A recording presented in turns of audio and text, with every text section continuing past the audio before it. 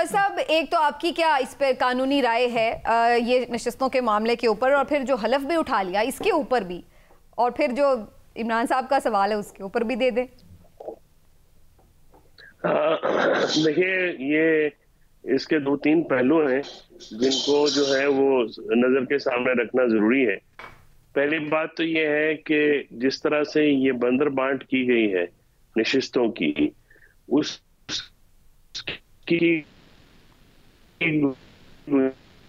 गुंजाइश तो वो होती है तकसीम प्रोपोर्शनल रिप्रेजेंटेशन के, यानी जिस जमात ने जितनी सीटें नहीं की हों उसके मुताबिक जो है वो सीटें तकसीम की जाती हैं। अब जैसे केपी में जिन्होंने कुछ 2 सीटें जीती हैं उनको 6 मखसूस नशिस्तें मिल गई हैं, और ये तो मजाक है। और जहाँ पे आइन और कानून खामोश होता है तो उसकी जबान अदालतें के जरिए उनको देती हैं, और जहाँ पे जरूरत होती है फिर वो निशानदेही भी करती हैं।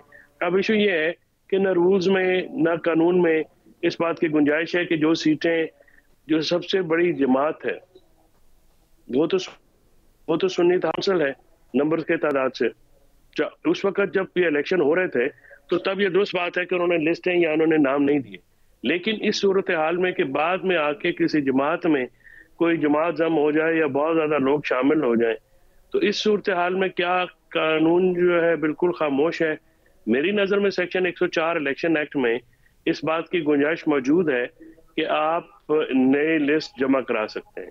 तो जब वो जमा कराई जा सकती है तो इलेक्शन कमीशन भी है ना चौधरी साहब, उसको जैसे बहुत से लोग ये बात कर भी रहे हैं कि बाप पार्टी जी उसमें बीएपी पार्टी का भी है उसमें जी, उसमें 2018 का जजमेंट है लाहौर हाई कोर्ट का। देखिए, बात होती है कि इलेक्शन कमीशन जो जाती मुखासमत है उसके ऊपर उतर आया हुआ है, और काफी अरसे से पाकिस्तान तहरीक इंसाफ को या उससे ताल्लुक रखने वाले जो लोग हैं वो उनके खास तौर पर निशाने पे हैं, और वो आइन और कानून को तो इस मुल्क में कोई मलहूज नहीं रखता है। देखिए, कोई भी चीज जो है वो आइन और कानून के मुताबिक तो की नहीं जा रही। आज इदारे अगर एक दूसरे का एहतराम नहीं करेंगे, खासकर जमहूरी इदारे अदालतों का एहतराम नहीं करेंगे, जैसे इमरान साहब ने भी फरमाया कि क्या क़यामत क्या आ जाती है। अब जरदारी साहब ने ना मखसूस नशिस्तें होती तो क्या वज़ीर आज़म का इंतखाब नहीं हुआ ऐसी हाउस से? हुआ है। और इस तरह से जो डिप्टी स्पीकर का इंतखाब हुआ है। आइन में आर्टिकल 254 में भी है जो कहता है कि अगर एक गिवन टाइम में कोई काम इस तरह से ना हुआ हो कि जिस तरह से होना है, तो फिर आप उसको जो है वो इलीगल या अनकॉन्स्टिट्यूशन नहीं होगा।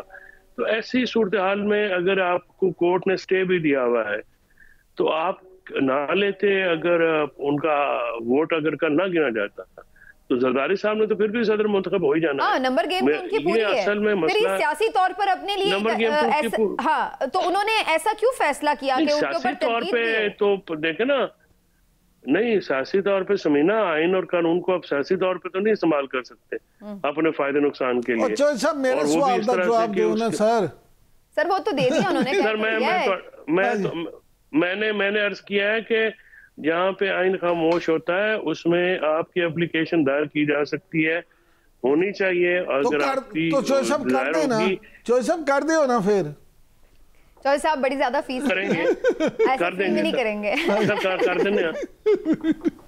नहीं, इमरान साहब से फीस का मामला नहीं है। इमरान साहब तो फीस दे के केस थैंक यू इमरान साहब करें। इमरान साहब जैसे क्लाइंट को तो फीस दे के करते हैं ना, जितने हम क्लाइंटों में से हैं भाई हमारे। आपने बड़ी कंट्रोवर्शियल बात की है। हमारे मुल्क में ऐसे लोग जो कि नहीं कंट्रोवर्शियल बात नहीं की है। इमरान साहब की अहमियत का अंदाजा नहीं आपको। ठीक हो गया। नहीं, आपको इमरान याकूब खान की अहमियत का अंदाजा नहीं है, लेकिन आप इमरान याकूब खान साहब ने हल्का लेते हो, बड़े भारे ने। अच्छा, ये लेकिन जो बात थी वो बड़ी इंपॉर्टेंट ना साहब। अगर आपके पास नंबर गेम भी पूरा है तो फिर आपको एक मुतनाज़े काम करने की ज़रूरत क्या है? अगर आप सदर बन सकते हैं बगैर इन लोगों की हल्फबर्दारी के भी, तो आप अपना सदर का इंतखाब हो लेने दें, और ना इस बिला वजह अब ये तनकीद शुरू हो जाएगी कि जी कोर्ट ने मना किया हुआ था और आपने हुकूमत उली की। समीना, असल में बात पता क्या है, ये जो मामला है ना, जो सुन्नी इत्तेहाद काउंसिल ने जो एप्लीकेशन नहीं पहले दी, नाम नहीं दिए, अब भाई सुन्नी कौंसिल उनको पहले ख्वाब आनी थी कि हमारे पास, वो बेचारे तो एक सीट अगर जीत भी गए किस्मत से तो लिस्ट क्या देते, वो कहते हैं गंजी धोएगी क्या तो नचोड़ेगी क्या।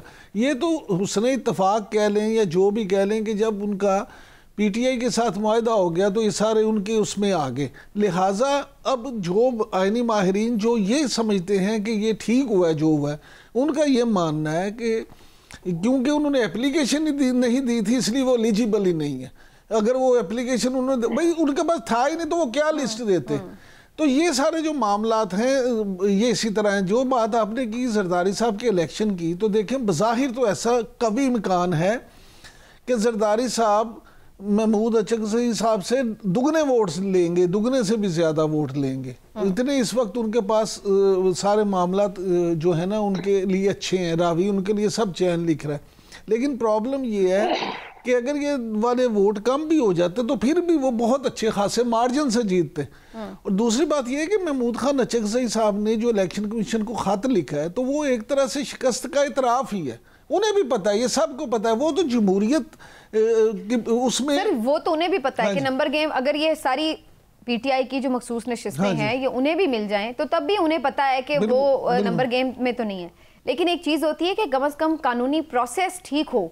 आप हार जाएं कोई बात नहीं, लेकिन रूल जो है रूल ऑफ लॉ तो होना चाहिए, एसओपी तो फॉलो होना चाहिए। अच्छा समीना मुझे ये बताएं कि क्या आप ये पाकिस्तान में पहली दफा देख रही हैं यहाँ माइट इज राइट है। मैं बिल्कुल ये माइट इज राइट वाला मुआशरा, इस सोसाइटी में आप रूल ऑफ लॉ की अगर बात करती हैं तो मुझे तो कभी नजर नहीं आई। गल भी ना करिए नहीं चाह रहे हो। नहीं गल जरूर करो, लेकिन यहाँ मैं ये कहता हूँ कि ज्यादा तवक्को ना रखें। उम्मीदें जब टूटती हैं तो फिर दुख होता है। क्यों चौधरी साहब ये जो इलेक्शन कमीशन को महमूद खान अचकज़ई ने खत लिखा है जिस पे भी बात कर लेते हैं। नहीं चौधरी साहब एक मिनट, इसकी वजह क्या है कि ये आप इसमें ना एक मिनट ये देखें, बड़ा गौर तलब एक बात मैं करने वाला हूँ आपके साथ। दोनों ये मखसूस नशिस्तों का जो मामला है ना ये सदारती इंतखाबात के लिए नहीं है। काइंडली इसको जरा इसके आगे जाके देखिए।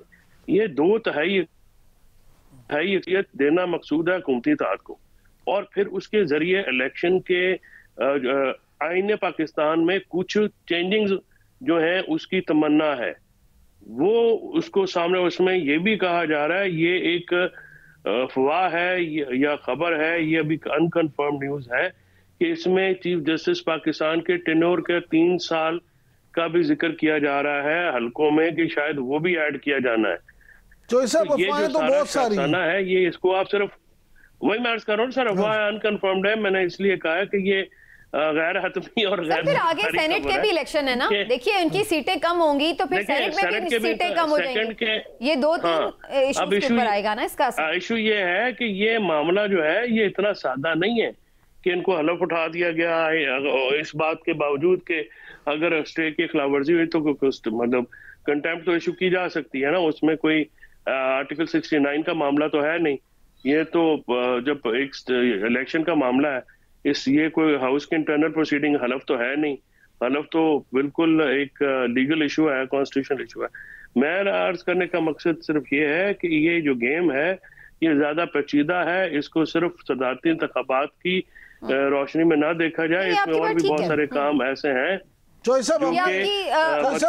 साहब हमने इसको बिल्कुल भी सिर्फ कॉन्टेक्स्ट में नहीं देखा, हमने भी इसको तमाम पहलुओं से रोशनी डाली और देखा। और ये देखें ये जो और ऐसे पहलू हैं कि जब पहलू आएंगे तो सारे पहलू पकड़ के बैठ जाएंगे। एक मिनट ना सर, मैं ये बात कर रही हूँ कि अभी इसलिए हम सिर्फ सदारती इंतखाब की बात कर रहे हैं कि फिल वक्त ये रोका हुआ हो सकता है। जी सेनेट के इंतखाबात तक या आगे जब भी कभी इन्हें ये नशिस्तें अगर सचमुच में मिल भी जाती या वापस भी हो जाती, जो इनका फैसला होना है वो फिर उसके बाद हो सकता है कि जब आपके पास वो चीज़ें अदालती प्रोसेस से निकलकर क्लियर हो चुकी हों। लेकिन जब तक वो चल रहा था ये तो अभी कल का मामला है, तो इसको रोका जा सकता था। इसको कंट्रोवर्शियल बनाने की एक तो ऑलरेडी सारा कुछ बड़ा कंट्रोवर्शियल हो रहा है। सिंध में भी उन्होंने कहा कि आप वोटें काउंट नहीं करेंगे। यस, तो देखे ना इस किस्म के अरेंजमेंट्स तो अदालतों को आज लाहौर हाई कोर्ट में एक तो मुझे ये समझ में भी नहीं आ रही कि हाई कोर्ट्स और ये जो सुपीरियर कोर्ट्स हैं या तो फिर ये भी हमें बता दें कि आईन और कानून का भाई कोई मामला नहीं है, हमने कोई नहीं करना, जो जिसका जोर चलेगा वो कर लेगा। ਤੁਹਾਡੇ तो जोर है तुसी ला लो, अगर उनके पास जोर है तो वो कर लें। मतलब देखिए ना, बात आज क्या कितना बड़ा ऑब्जेक्शन होता है, इतना इंपॉर्टेंट मामला है, इसको इस तरह से कैजुअली डील किया लाहौर हाई कोर्ट ने। आप आज लगा के उसका कोई फैसला कर देते हैं, या उसके कोई आप मामला का, जब आपके सामने मामला आता है जजेस के सामने, तो आप उसको इमीडिएटली क्यों नहीं टेकअप करते, आप उसको लिंगर ऑन क्यों करते हैं? लेकिन इससे फिर पूरे मुल्क में बेचैनी होती है, कंफ्यूजन पैदा होती है, पेचीदगी पैदा होती है। और आज पंजाब असेंबली का इजलास भी वो थोड़ा वक्त से पहले हुआ, अचानक से कल रात नोटिफिकेशन आया और पहले 3 बजे का वक्त था, तो उसको बड़ा सुबह 9 बजे कर दिया गया। तो उस पे भी लोग इस चीज़ पे फिर ज़ाहिर जोड़ रहे थे इसको कि उस पहले ही हलफ बर्दारी हो जाए, बाद में कोर्ट में जाए मामला, तो ताकि वो लोग पहले नशिस्तों पे हलफ उठा लें। तो ये हर चीज़ फिर ज़ाहिर है वो उसके ऊपर सस्पिशियस हो जाता है। अच्छा सबीना, ये तो पहले भी कई दफ़ा हुआ है, टाइमिंग चेंज होना कोई पहली दफ़ा नहीं हुआ, पहले भी होता रहता है और ये देखना होता है। उन्होंने उसकी कई वजूहात हो सकती हैं, लेकिन जो चोई साहब ने अभी बात की लाहौर हाई कोर्ट की, तो यहाँ पे मैं ये ज़रूर कहना चाहूँगा चोई साहब कि जो अब नए chief justice of Lahore high court जो आए हैं, जस्टिस शहजाद मलिक साहब, तो उनके बारे में जो उनकी शोहरत है प्रोफेशनल और जो उनके बारे में आ रहा है मुख्तलिफ माहिरीन कानून की, तो मुझे ज़ाती तौर पे ये लगता है ज़रूर कि लाहौर हाई कोर्ट के मामला तो पहले से कहीं बेहतर होंगे। और लाहौर हाई कोर्ट अब ये बिल्कुल मलिक साहब हमारे कुलीग रहे हैं, पिंडी बार के सदर भी रहे हैं हमारे, और बहुत एक उनका खानदानी पस मंजर है कि पिंडी घेब के मलक खानदान से हैं। इनके चचा कमिश्नर भी रहे, एक शरीफुल नफ्स आदमी हैं, और जिस तरह से अवान होते हैं दबंग भी हैं, और अपराइट सारे अपराइट और प्रोफेशनल ही होते हैं सर।